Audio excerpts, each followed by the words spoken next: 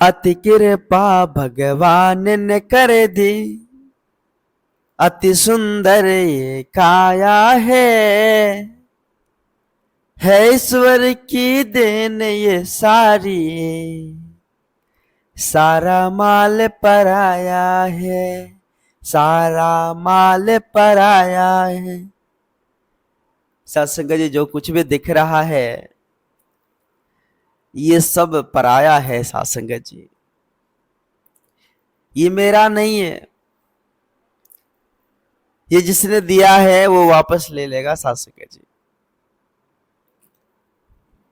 आज विचार करने योग्य बात है कि भगवान की इतनी मेहर है, भगवान की इतनी बड़ी कृपा है, जिस सुंदर काया देकर हम सबों को सजा रखा है सत्संग जी। इतनी सुंदर रूप बुद्धि विवेक विचार देकर सजा रखा है। यहां तक कि सत्संग जी प्रकृति की तरफ देखा जाए तो सारी कायनात को सेवा में लगा दिए हैं सत्संग जी। हवा पानी आग हर कुछ आज सत्संग जी चकाचौंध है। आज तक इतनी सांसें हम ले रहे हैं, कोई बिल पेड कर रहे हैं? नहीं कर रहे हैं। इस सूरज की रोशनी कितना सारा सब कुछ हो रहा है सत्संग जी, क्या कोई बिल पेड कर रहे हैं? नहीं कर रहे हैं। ठंडक पानी का कोई बिल दे रहे हैं? नहीं दे रहे। भगवान देखिए सत्संग जी कितनी सुंदर रूप सजाकर बुद्धि विवेक सजाकर ये सारी कायनात को सेवा में लगाकर हम इंसान को उतारा है धरती पर। किस काम के लिए? किस काम के लिए? जरा विचार करना होगा सत्संग जी। संत महापुरुष इस बात को समझाते हैं। संत महापुरुष बार बार विचार के माध्यम से समझाते हैं कि आए थे हम हरि को भजने के लिए, इस निर्गुण निरंकार दातार को जानकर पहचान कर भक्ति करने के लिए। लेकिन अफसोस की बात है सत्संग जी, क्या है तो बात ना माने, हम बात मान ही नहीं रहे। संत महापुरुष सत्संग जी आकर हमें समझाने की कोशिश कर रहे हैं, लेकिन हम समझने का प्रयास ही नहीं कर रहे। आज भी मन का कर रहे हैं। संत महापुरुष कहते हैं कि मन की सुनने वाले अक्सर गिरते हैं, मन की सुनने वाले अक्सर भटकते हैं। जो गुरुमत को आधार बना ले, गुरुमत को अपने जीवन में उतार ले, उसके जीवन पर किसी भी तरह का कोई सत्संग जी कायाकल्प नहीं होता। कोई भी सत्संग जी किसी भी तरह का दुख तकलीफ ठेस परेशानी उसे नहीं सताता। विचार करने योग्य बात है। भगवान की इतनी बड़ी कृपा है सत्संग जी, इतनी मेहर है। हमें सत्य मार्ग को अपनाना है। कहते हैं कि जिन अपनाया सत्य मार्ग को, सत्संग जी जिन्होंने सत्य मार्ग को अपनाया, भले उसके जीवन में परेशानी दुख तकलीफ आए, लेकिन वो कभी घबराते नहीं है।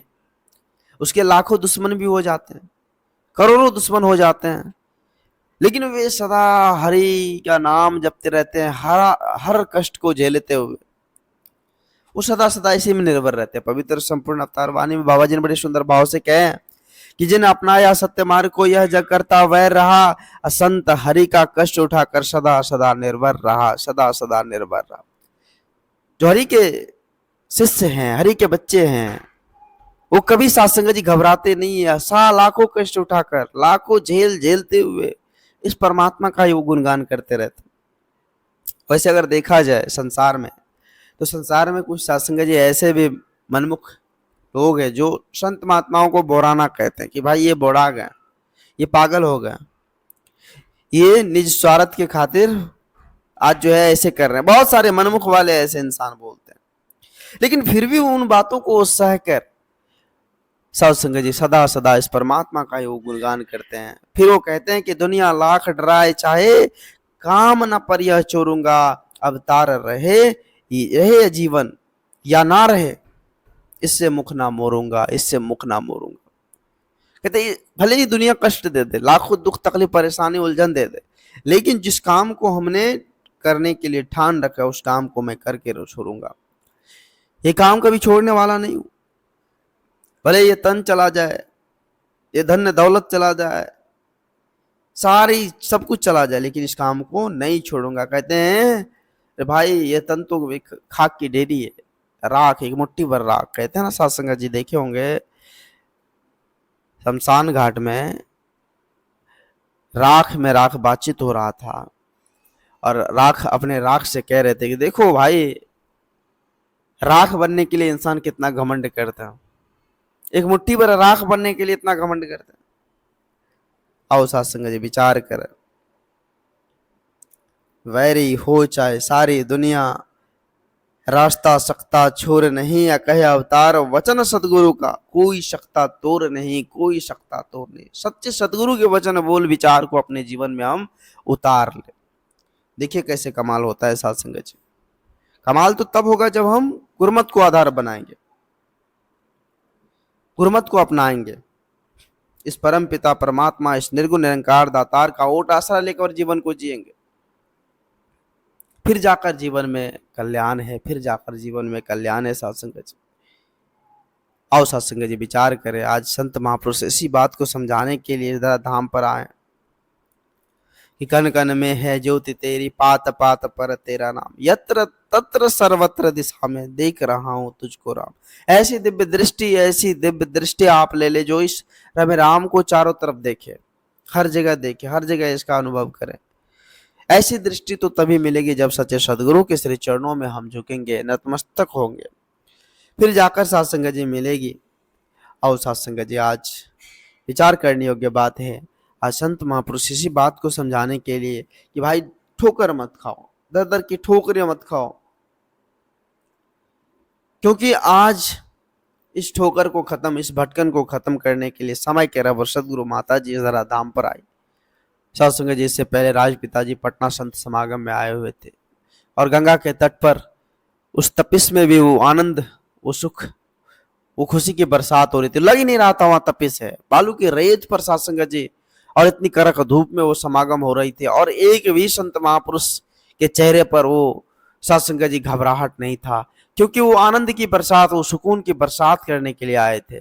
और सुकून की बरसात में वो तपिश ठंडक पड़ जाती है साथ संगत जी। तो आओ साथ संगत जी आज चारों तरफ यह ब्रह्म ज्ञान की ज्योत समय के रबर सदगुरु माता जी की असीम कृपा से फैल रहा है, चारों तरफ जा रहा है। हम भी इसमें रो हो जाए, हम भी इसमें डूब जाए। कहते हैं ना साथ संगत जी, ऐसे दरिया है इसमें जो जितना डूबता चला जाता है उतना वो पार होते चला जाता है। तो ये प्रेम का सागर, ये आनंद का सागर साथ संगत जी है और इसमें हमें गोता लगानी है, डूब जानी है।